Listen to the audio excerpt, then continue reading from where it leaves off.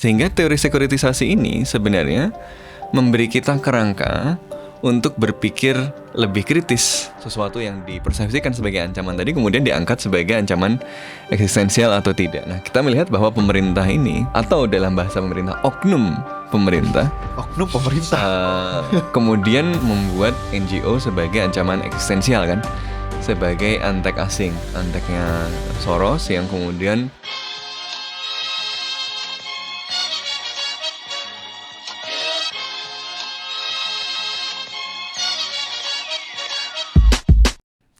sekuritisasi, istilah yang sebenarnya nggak terlalu sering didengar tapi akhir-akhir ini lagi jadi rame di berbagai platform media sosial dalam konteks pembahasan masalah-masalah keamanan baik dalam negeri maupun di internasional. Dan salah satunya juga karena cukup sering diangkat oleh salah satu tenaga ahli dari suatu lembaga negara yang menggunakannya untuk menganalisis beberapa kejadian keamanan di Indonesia, termasuk juga demonstrasi pada bulan Agustus 2025 dan beberapa insiden akhir-akhir ini. Nah, tapi kita akan mengulik lebih lanjut di episode podcast Bebas Aktif kali ini, apakah penggunaan istilah sekuritisasi dan berbagai istilah akademis lainnya itu sudah sesuai dengan peruntukan dalam dunia akademis, dan kira-kira apakah ada kepentingan-kepentingan tertentu yang bisa mengubah makna atau pengertian dari istilah-istilah seperti sekuritisasi tadi. Dan sekarang kita sudah dibarengi oleh Mas Sofwan. Halo. Dan juga Mas Nandi, yang kita akan membahas, mengulik lebih lanjut dari sudut pandang masing-masing. Gimana nih, ngomongin Mas? security soalnya harus ada Nandi. Iya. Artinya apa nih, Mas? Apakah tampangnya seperti security? Karena kita membicarakan tentang bagaimana kekuasaan itu bisa mengubah konsep yang memiliki makna tertentu menjadi makna yang berbeda. Nah, ini kan Nandi ini kan salah satu pengkaji kita ya, dalam kajian keamanan kritis. Gimana nih Mas Nandi pengalamannya dalam mengkaji keamanan secara kritis? Penggunaan istilah-istilah dan kita sandingkan dengan dinamika akhir-akhir ini, apakah udah tepat? Sekuritisasi ya. Saya mungkin nanti lebih banyak Mas Sofwan ya sekuritisasi. Cuman mungkin kalau kita menggarisbawahi dulu kajian keamanan kritis sebenarnya ya. Semangat pertama kajian keamanan kritis itu justru menjauh dari aktor negara. Karena memang keamanan sejauh ini selalu didefinisikan sebagai keamanan negara. Justru dia memperlebar itu. Dan sebisa mungkin dia mengkritisi apa yang negara sebut dengan rasa aman. Ya, apa yang negara sebut dengan sumber ancaman gitu loh. Nah, tapi kan belakangan kalau kita lihat kajian keamanan ini, diksi-diksi yang digunakan memang kembali ke marwah kajian keamanan konservatif ya. Sebelum kajian keamanan kritis, dia jadi banyak digunakan sebagai alat negara ya. Salah satunya misalnya yang sering dipakai oleh teman kita ya. Bukan temannya Mas Sofwan. Siapa ini temannya Mas Sofwan? Apakah teman kita semua? Kayaknya iya sih. Satu institusi soalnya. Kita punya banyak teman. Berbeda kubu sekalipun ya. Tidak ada kubu-kubuan. Tidak ada kubu-kubuan. Oke. Ya kalau itu sih kita perlu mendudukkan dulu kajian keamanan itu yang kritis ya lebih-lebih ya.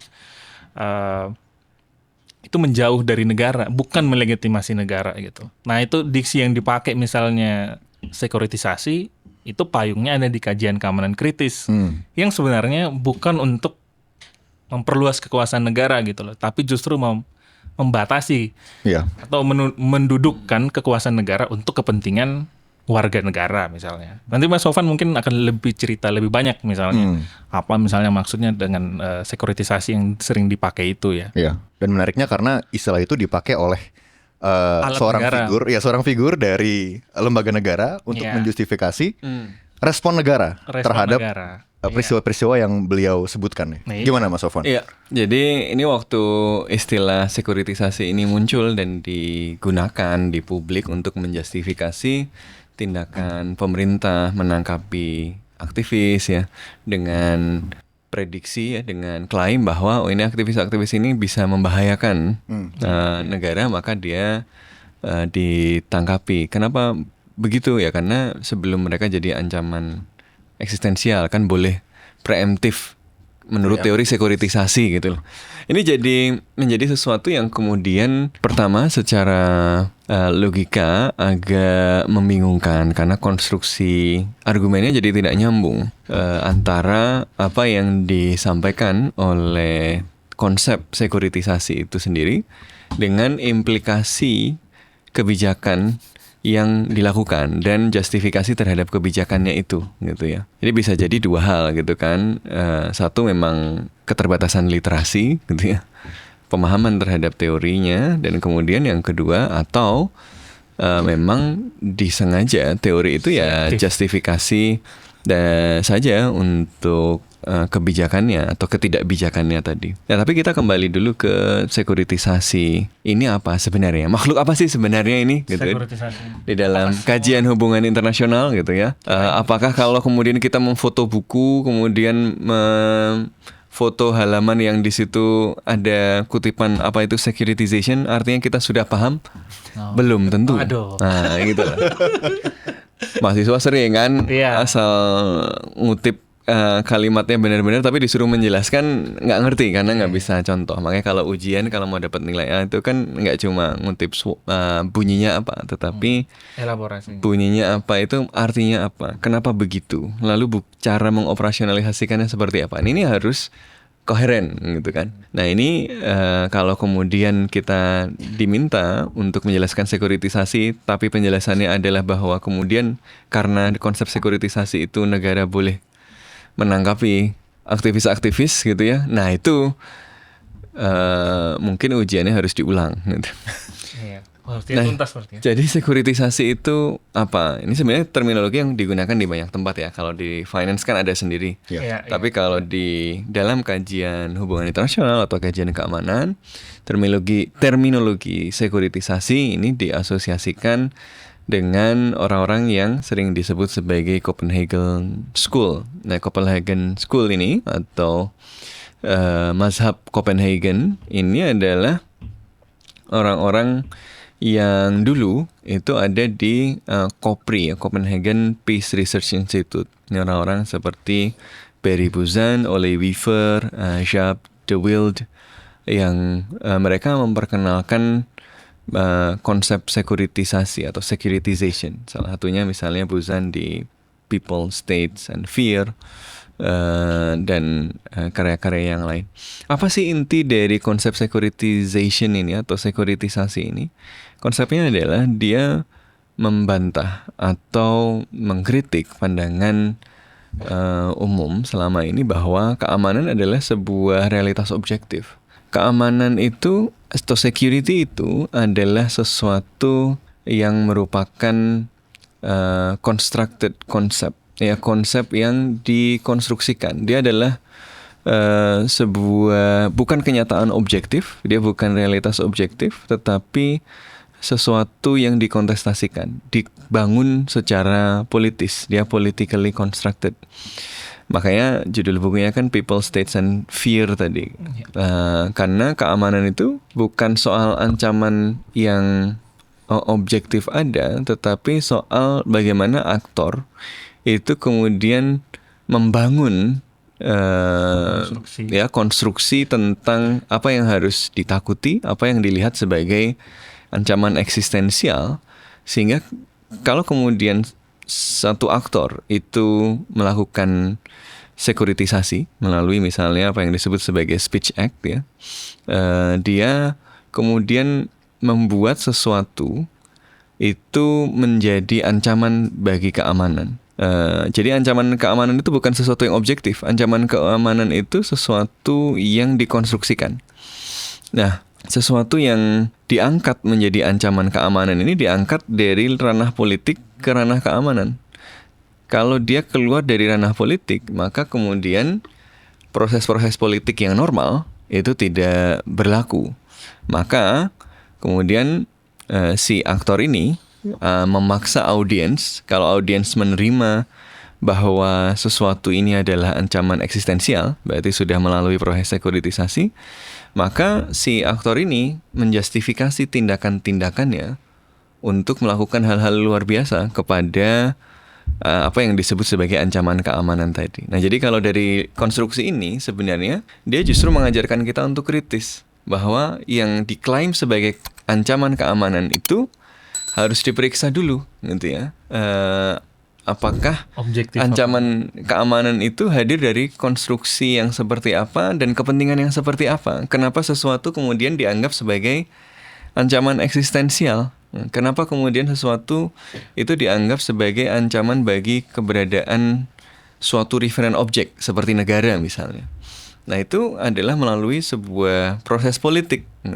Sehingga teori sekuritisasi ini sebenarnya memberi kita kerangka untuk berpikir lebih kritis sebenarnya, melihat bagaimana kita tidak langsung terima saja ketika satu aktor mengatakan bahwa itu ancaman keamanan loh. Misalnya, teori sekuritisasi membuat kita bisa kritis melihat ketika kelompok-kelompok sayap kanan atau yang kemudian berkuasa di Amerika, MAGA misalnya, menganggap orang-orang imigran itu sebagai ancaman.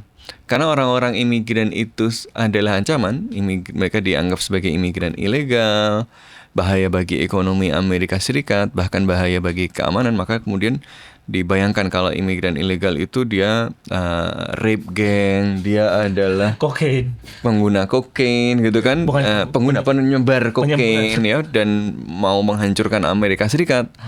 Karena itu negara boleh menjustifikasi ya menggunakan berbagai kekerasan tanpa melalui prosedur normal kepada mereka. Makanya kemudian kita menyaksikan dari proses sekuritisasi ini di Amerika Serikat, ICE ya kemudian bisa melanggar hukum dan bahkan melanggar hak asasi manusia, membunuh orang, memisahkan anak dari orang tua dengan alasan bahwa imigran-imigran ini adalah ancaman bagi keamanan. Nah gitu. Jadi teori sekuritisasi adalah cara kita untuk menjelaskan, memahami, melihat dengan kritis bagaimana sesuatu itu diangkat dari ranah politis ke ranah keamanan. Jadi pada dasarnya dia mengatakan bahwa ancaman keamanan atau isu keamanan itu bukan realitas objektif, dia itu political construction, dia konstruksi politik, sehingga kita harus melihat siapa nih yang mengkonstruksikan untuk kepentingan apa, gitu. Makanya ketika teori yang mengatakan bahwa ancaman keamanan itu adalah sesuatu yang politically constructed, kok malah ngomong bahwa kalau begitu negara terjustifikasi untuk kemudian nangkepin orang, itu membangun struktur logikanya nggak nyambung, gitu loh. Sulit. Pertama, kalau kita mau menggunakan teori ini, ya ini nggak nyambung. Justru yang lebih bisa menggunakan teori sekuritisasi adalah bukan untuk menjustifikasi tindakan negara, justru untuk kemudian menjelaskan bagaimana negara kemudian mengkonstruksikan para kritikus ini sebagai ancaman bagi negara. Nah, itu securitization. Bagaimana negara atau alat-alat yang mengklaim kekuasaan negara itu mengkonstruksikan NGO sebagai antek asing. Itu adalah speech act. Itu adalah tindakan yang kemudian meletakkan sesuatu, yaitu misalnya kritik terhadap pemerintah, kritik terhadap kebijakan, kritik terhadap MBG, itu tidak hanya sebagai sebuah kritik di dalam sebuah proses demokratis, tapi kemudian dia dikonstruksi sebagai ancaman karena kemudian dia dianggap sebagai bagian dari upaya asing untuk mendestabilisasi Indonesia. Nah, itu securitization gitu. Jadi bukan para aktornya ini justru kemudian melakukan sekuritisasi atau kemudian dengan begitu negara dijustifikasi untuk nangkepin mereka. Loh, justru Anda ini sedang mengkonstruksi ancaman. Justru Anda ini sedang membuat para aktivis itu dianggap sebagai ancaman. Ya, Anda sedang melakukan securitization terhadap kritik-kritik tersebut. Jadi kritik-kritik tersebut kemudian diangkat dari ranah politik sebagai kritik dari warga negara menjadi ancaman eksistensial. Upaya destabilisasi oleh kekuatan asing. Yang kekuatan asingnya nggak pernah didefine dengan jelas. Soros, elit global apa gitu. Tapi tidak ada tuduhan jelas, tidak ada ukuran-ukuran yang jelas. Kenapa? Karena tujuannya adalah speech act untuk membangun konstruk bahwa ada ancaman eksistensial terhadap negara yang kemudian menjustifikasi tindakan tidak normal. tindakan yang di luar prosedur, ya, seperti nangkepin 600 aktivis, mungkin juga menyerang dengan zat asam, ya, dan seterusnya. Nah, itu adalah konsekuensi dari proses sekuritisasi tadi. Justru framework securitization itu seharusnya membuat kita makin kritis, ya, karena Buzan dan Weaver juga mengingatkan di negara yang demokratis yang kemudian harus dilakukan oleh warga negara, ya, ketika mereka melihat upaya sekuritisasi, ya, upaya sekuritisasi ini dilihat sebagai sesuatu yang mengancam demokrasi justru, karena kemudian ketika orang-orang yang memiliki otoritas itu kemudian dengan mudah mengangkat sesuatu dari isu politik jadi isu keamanan, maka dia sebenarnya sedang tidak ingin dipersoalkan, dia nggak ingin didebat, dia nggak ingin dilawan, dia sedang mengkebiri demokrasi. Karena dengan membuat sesuatu jadi ancaman eksistensial, dia boleh diapa-apain, gitu loh.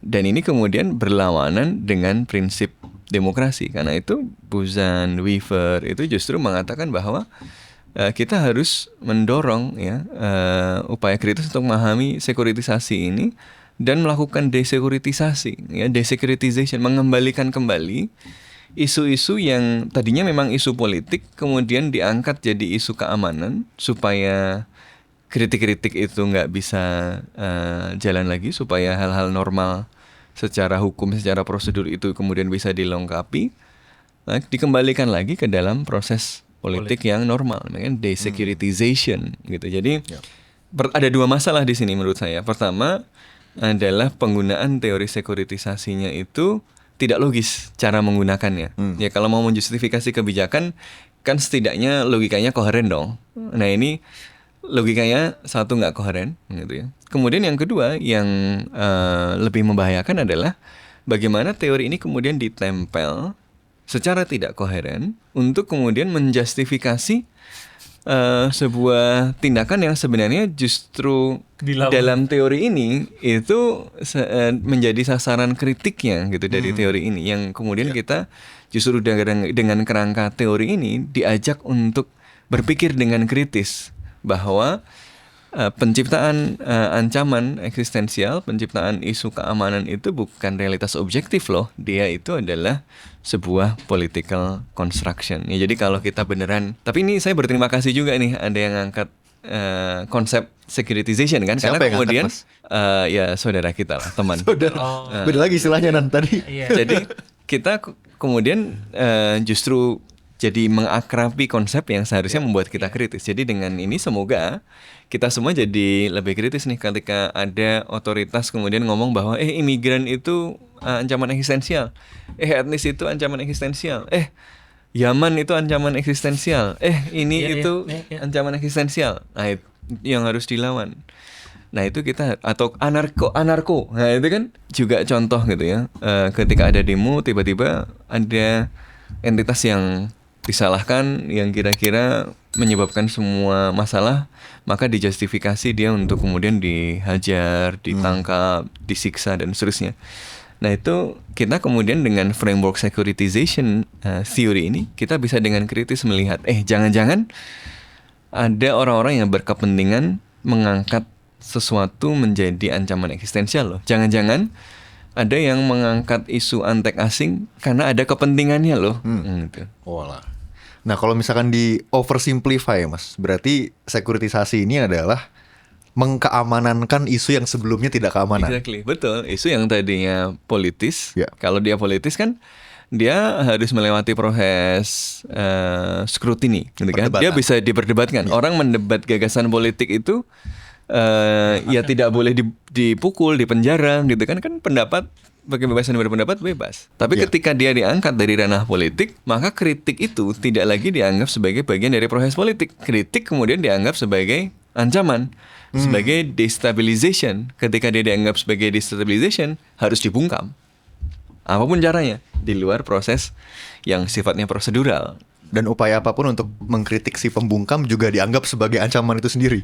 Exactly. Nah, gitu. Jadi itu adalah securitization. Jadi justru ini kayak orang baca How Democracies Die, tapi bukan untuk kemudian mencegah kemunduran demokrasi, tapi malah oh ini cara untuk membunuh demokrasi gimana caranya gitu loh. Jadi Mari kita praktikkan.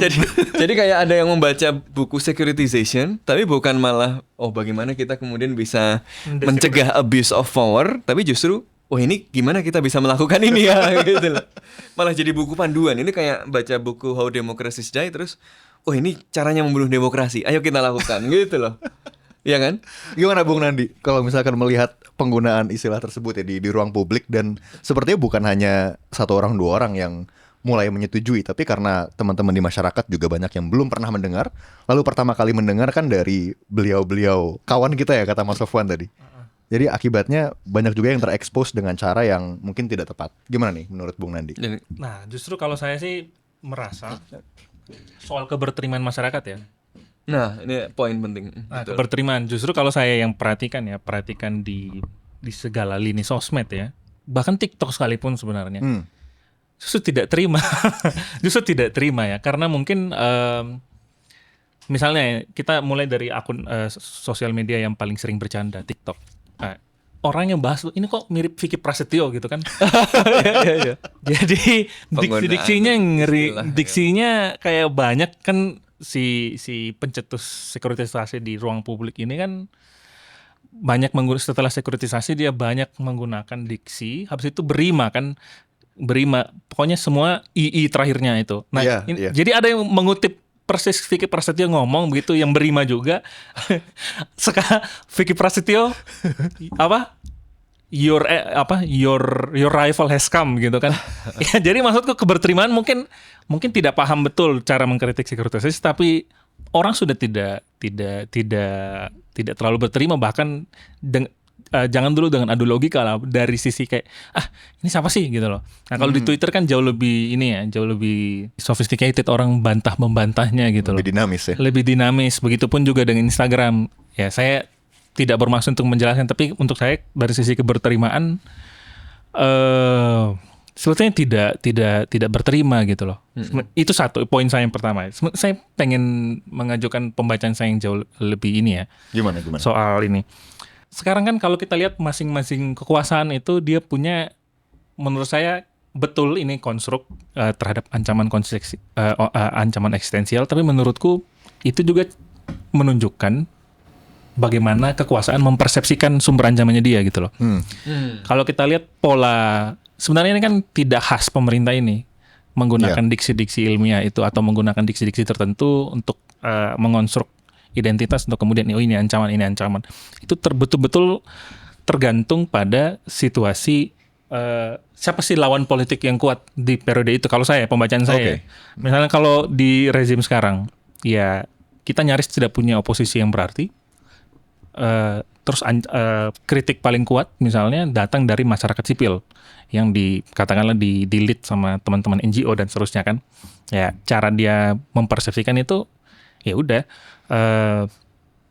ini masyarakat sipil didiskreditkan misalnya. Di periode sebelumnya saya tidak bilang ada oposisi yang berarti ya, ada, tidak ada yang berarti, tapi kan oposisi menggunakan narasi Islam yang kuat gitu loh. Nah, kalau kita lihat setelah itu gimana cara melawannya, cara mendiskreditkannya, misalnya membangun sekuritisasinya ya dengan untayaman, ya kan, teroris. Saya ingat Taliban. Dan KPK dengan Taliban kan. Periode itu kan saya masih SMA ya. Jujur, untuk kalau bicara lagi soal keberterimaan, periode itu masih SMA. Iya dong. Untuk keberterimaan di diskursus itu efektif.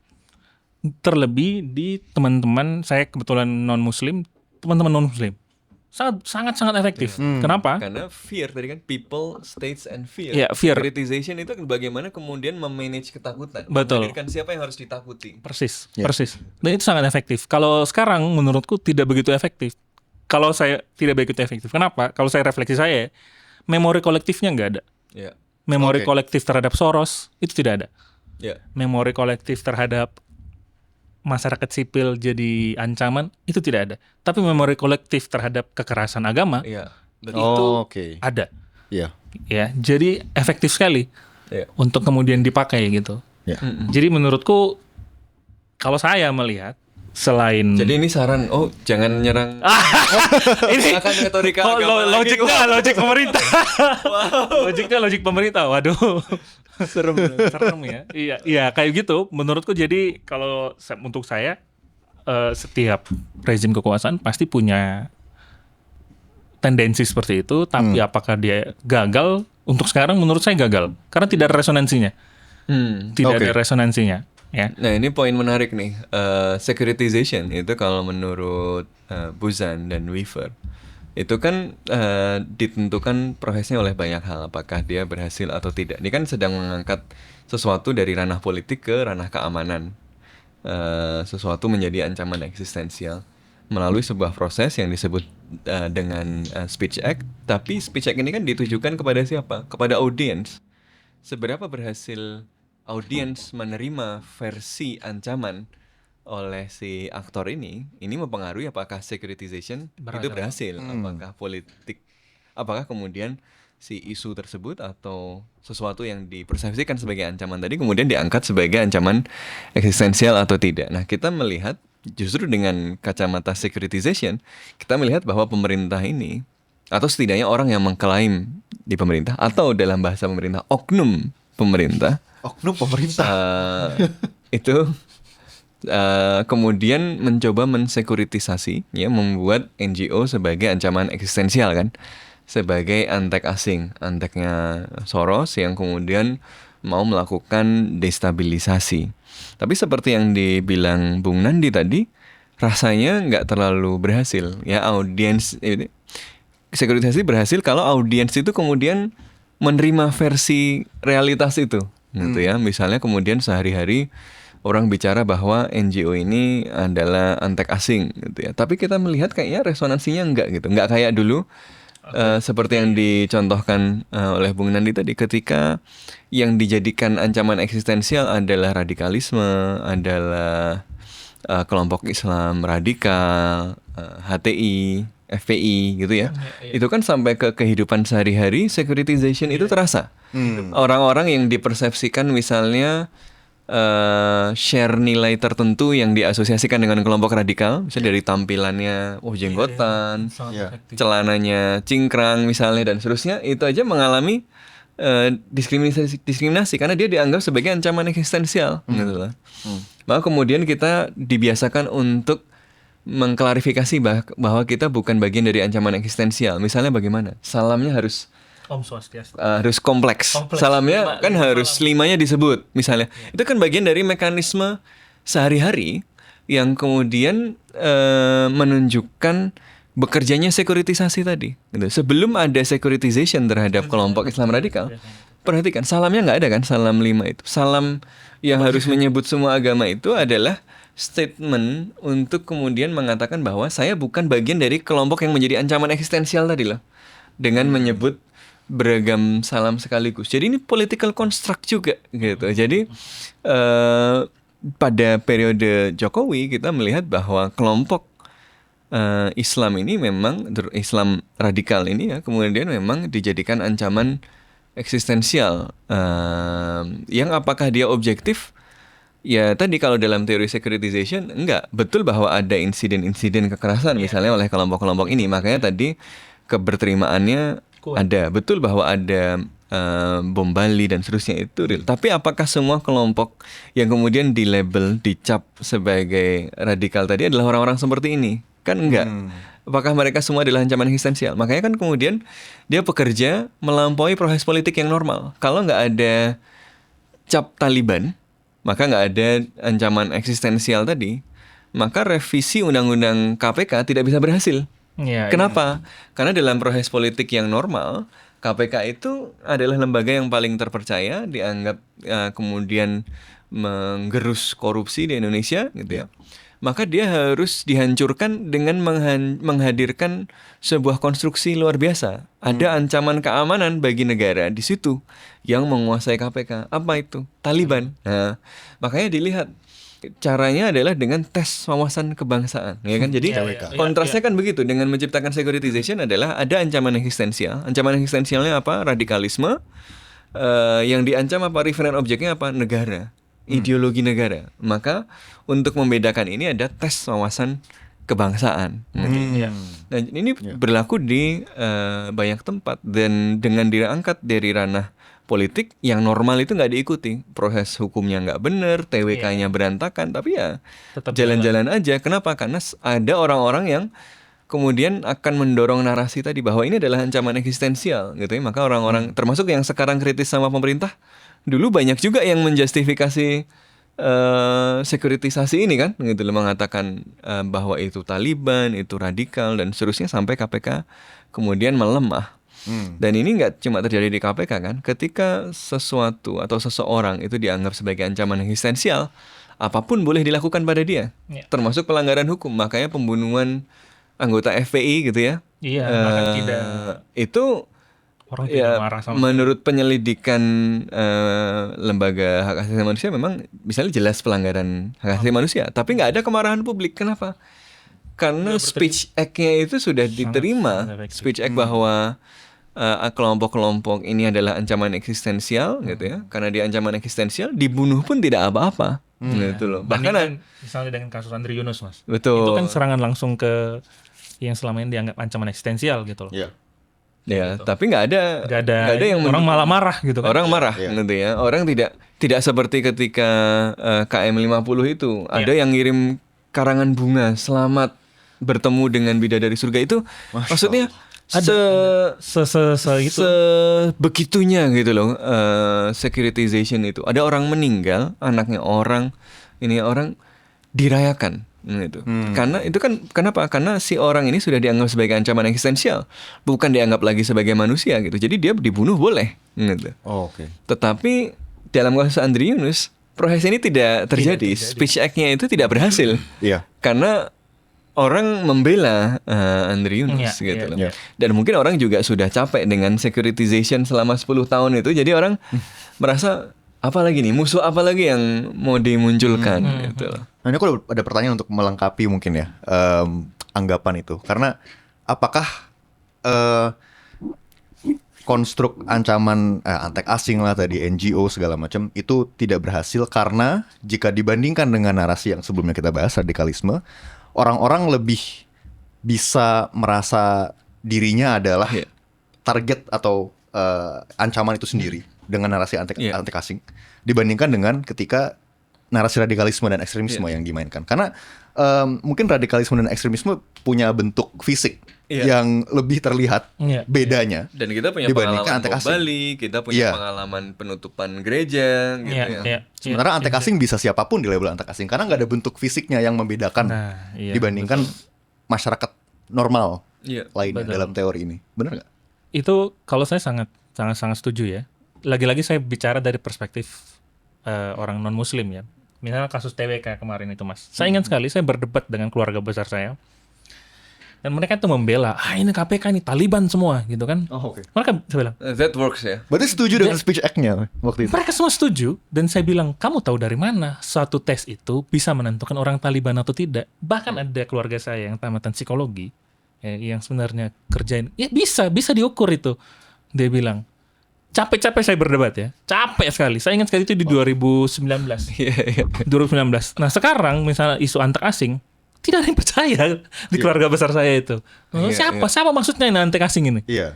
Mereka tidak bisa membayangkan. Persis yang seperti kamu bilang soal kehadiran fisik itu ya. Iya. Itu bahkan tidak jadi debat. It's not even a debate kalau sekarang di keluarga saya. Orang bilang, antek asing terus gitu ya. Iya. Makanya audiens itu jadi komponen yang sangat penting gitu. dari keberhasilan sebuah securitization ya. Nah, pertanyaan yang kedua adalah kenapa, ya mungkin ini kita bisa explore ya, kira-kira kenapa pemerintah saat ini atau sebagian oknum dari pemerintah saat ini memilih untuk menggunakan narasi itu tadi, antek asing, NGO sebagai ancaman, alih-alih di tengah dunia yang lagi chaos seperti ini, ancaman yang lebih nyata terlihat di luar sana atau dari luar. Ancaman militer, ancaman geopolitik, sengketa wilayah, kemudian perkembangan teknologi militer, kita melihat berbagai konflik di mana-mana, penjajahan atas Palestina, kemudian konflik Amerika, Israel, dan Iran, bahkan yang lebih dekat ke rumah kita sendiri, di Laut Cina Selatan, di Indo-Pasifik, ini kan ancaman-ancaman yang lebih lebih kelihatan dan kerasa nyata bagi eksistensi negara seperti Indonesia. Tapi kenapa bukan itu yang menjadi objek dari sekuritisasi ini? Iya, mungkin saya duluan Mas ya. Kalau menurut saya ya, lagi-lagi kita mesti mendudukkan secara historis itu ancaman eksistensial kekuasaan di Indonesia itu jarang datang dari luar. Dia datang dari dalam. Dan menurut saya kalau misalnya kita lihat logika sejarahnya, itu biasanya didudukkan sebagai, kita mesti, kenapa misalnya kita bertanya kenapa ujung-ujungnya NGO. Menurut saya mungkin kita perlu paham juga natur dari pemerintahan sekarang gitu loh. Berbeda dengan Jokowi, di periode-periode awal, lawan politik yang keras, lawan politiknya Jokowi itu memanfaatkan kelompok-kelompok Islam misalnya. Islam dari berbagai variasi, dan memanfaatkan narasi peminggiran kelompok-kelompok itu gitu loh. Jadi lawannya, karena dia merasa itu adalah ancaman eksistensial bagi kekuasaannya dia akan melawan dengan menggunakan logika seperti itu. Saya akan lawan. Saya akan lawan. Dibentak-bentak saya diam. Ya, kayak gitu loh. Nah, sekarang kan menurut saya kalau kita lihat natur dari pemerintahan Prabowo, hampir semua orang dia berusaha rangkul. Ya. Ya, hampir tidak ada lawan politik kalau kita lihat sekarang. Jadi kartu Islam radikal nggak bisa dipakai karena dia masukin juga di dalam kekuasaan gitu. Dimasukkan gitu kan. Ya. Dan otomatis lawannya cuma masyarakat sipil. Kayak gitu. Dan tapi karena itu dia kesulitan juga untuk membungkus ini mau dijadikan ancaman seperti apa ya. Dan kalau kita lihat antek asing itu tidak hanya satu-satunya konstruksi yang berusaha dibangun. Ya, kemarin waktu demo May Day misalnya, polisi itu bilang ada dari Yaman uang demonstran katanya didapat. Uang demonstran dari Yaman untuk hari terus buruh katanya kemarin. ada yang ditangkap begitu kan, para demonstran ini, terus didapat misalnya ada uang 100 atau 1000 Yaman gitu kan. Itu bukan ini ya, bukan satir ya? Itu satir atau beneran? Itu kan persis polisi bilang begitu persis setelah itu beneran polisi bilang atau itu satir dari orang? Saya nggak tahu. Apapun itu, ini kan speech act, ya kan. Sebelum itu kan Prabowo juga berpidato soal Yaman, gitu kan. Tapi pidato soal Yaman ini saya agak khawatir karena kemudian mulai main kartu radikal lagi, ras kan, kartu identitas lagi kan. Ini jangan-jangan mendengar Nandi, wah ini nggak efektif kalau cuma masyarakat sipil. Jangan salah. Tapi kalau identitas berhasil gitu loh, karena jangan kasih ide Nandi. Identitas itu paling gampang. Tahu saya soal agama, soal apa itu paling gampang untuk ditunggangi kan. Betul. Tapi sama yang terakhir tuh Perpres loh. Perpres itu baru keluar soal ancaman ekstremisme dan terorisme lagi. Orang PE ekstremisme terorisme. Jadi untuk saya sedang mencari bentuk, ya, sedang mencari bentuk sambil tetap berusaha mengkambing hitamkan yang ini ya. Jadi kalau saya berusaha menangkap logika mereka, sekarang misalnya tidak terresonansi dengan baik di masyarakat umum, saya menduga bisa saja itu akan terus dilanjutkan untuk mendiskreditkan saja. Jadi apapun pendapat teman-teman NGO itu akan tetap dipakai, tapi untuk mendiskreditkan. Tapi untuk misalnya meyakinkan masyarakat, ada kemungkinan besar dia akan menggunakan narasi yang lain, speech act yang lain, seperti itu. Iya, ini menarik kalau kita lihat sebenarnya sekuritisasi terhadap kritik-kritik NGO ini sudah sejak lama, bukan hal yang baru sebenarnya. Kalau kita ingat kebetulan saya sempat penelitian kan soal isu-isu lingkungan, soal sawit gitu ya. Salah satu alasan yang kemudian menghadirkan undang-undang Ormas pada waktu itu adalah kritik-kritik Greenpeace terhadap ekspansi sawit gitu ya. Dan Greenpeace, NGO-NGO lingkungan yang waktu itu mulai aktif mengamati sawit pada tahun 2000-an pertengahan. Jadi pada tahun 2000-an itu kan Indonesia mulai overtake Malaysia sebagai produsen sawit terbesar di dunia. Kenapa? Karena pada waktu itu ada lonjakan permintaan yang luar biasa besar karena Cina kan lagi tumbuh, India lagi tumbuh. Permintaan untuk komoditas-komoditas seperti batu bara, sawit itu kemudian meningkat. Indonesia masih punya banyak lahan. Jadi kemudian untuk memenuhi permintaan itu Indonesia melakukan ekspansi lahan yang luar biasa yang mengakibatkan banyak konflik agraria, perebutan tanah, problem sosial, kebakaran hutan, asap dan macam-macam. Jadi tahun 2000-an itu. Yang kemudian memunculkan banyak NGO yang mulai memperhatikan karena ini emisi gas rumah kacanya luar biasa besar gitu ya. Melalui perubahan dari hutan jadi lahan sawit ini. Nah, karena kemudian pada waktu itu kritik-kritiknya besar, Greenpeace itu saya ingat bahkan mendatangkan Rainbow Warriors, kapalnya Greenpeace waktu itu. Terus ada aksi-aksi kayak membentangkan spanduk raksasa di gedung perusahaan sawit ya dan seterusnya. Nah, narasi yang digunakan agak mirip dengan sekarang bahwa ini adalah upaya dari kekuatan-kekuatan asing untuk melemahkan Indonesia. Lucunya ini menariknya, dulu yang kemudian menyambangi Greenpeace, Walhi itu adalah ormas-ormas seperti FPI, FBR gitu. Jadi kita melihat bagaimana securitization itu menjadi framework yang menarik karena dari securitization itu kita melihat bahwa security adalah political construct. Ada yang pada satu masa itu dikonstruksikan sebagai ancaman eksistensial kayak FPI misalnya, tapi di masa yang lain dia adalah alat untuk menghabisi suatu ancaman eksistensial yang lain gitu. Jadi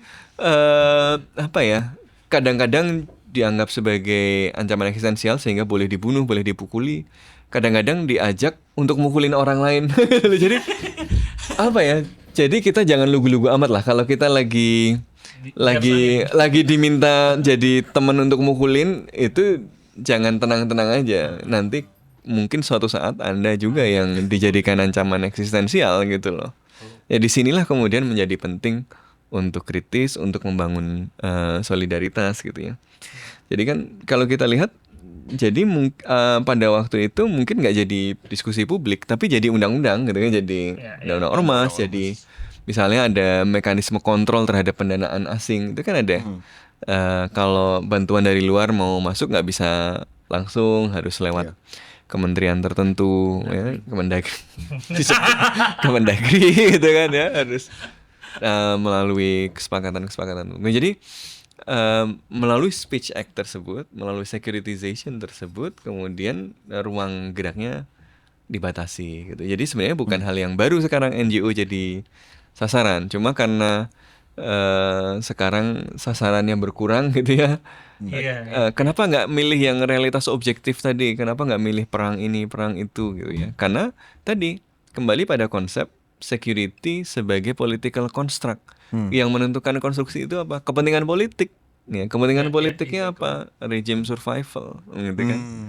Ya, untuk itu bagaimana? Ya, bagaimana mencegah ancaman-ancaman bagi si aktor ini. Jadi politik itu, kalau Anda menyebut misalnya konflik ini, konflik itu sebagai ancaman, itu kan ancaman sebagai realitas objektif. Tapi kan dalam konsep securitization, ancaman sebagai political construct. Nah, gitu. Jadi yang harus dipahami adalah kepentingan dari yang membangun konstruk ini, untuk apa mereka membangun itu, gitu kan. Ya, dan dalam konteks ini penting juga untuk melihat bagaimana. Jadi ini lucu gitu ya. Jadi framework yang seharusnya membantu kita mengkritik itu malah dipakai untuk menjustifikasi proses ini gitu.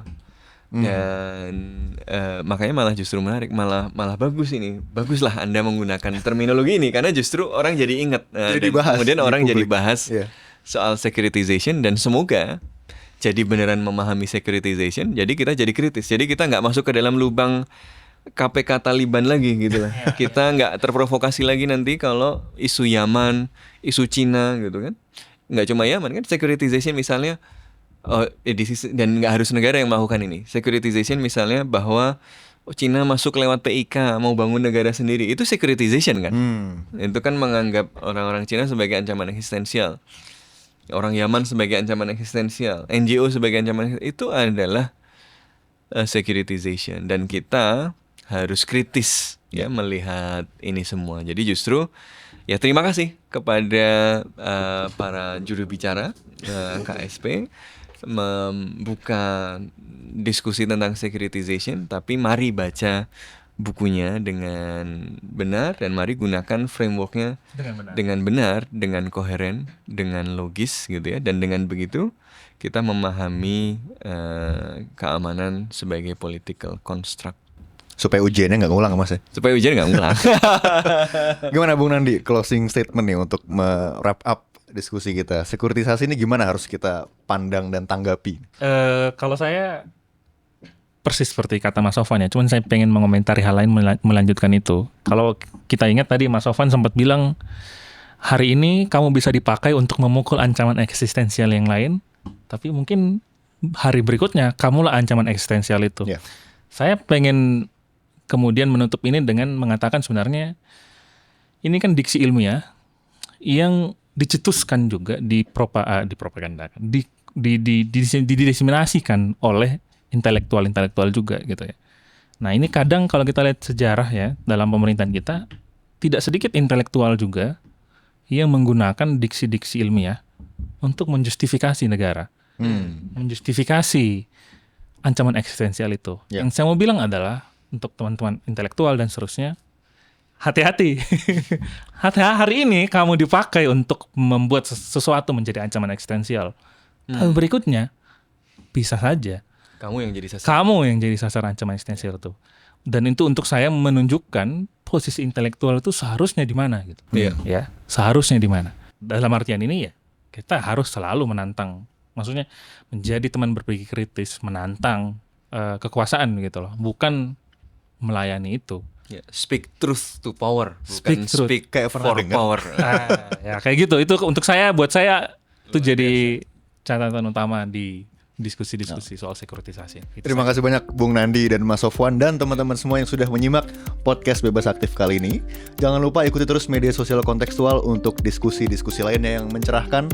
Dan sampai ketemu di episode selanjutnya.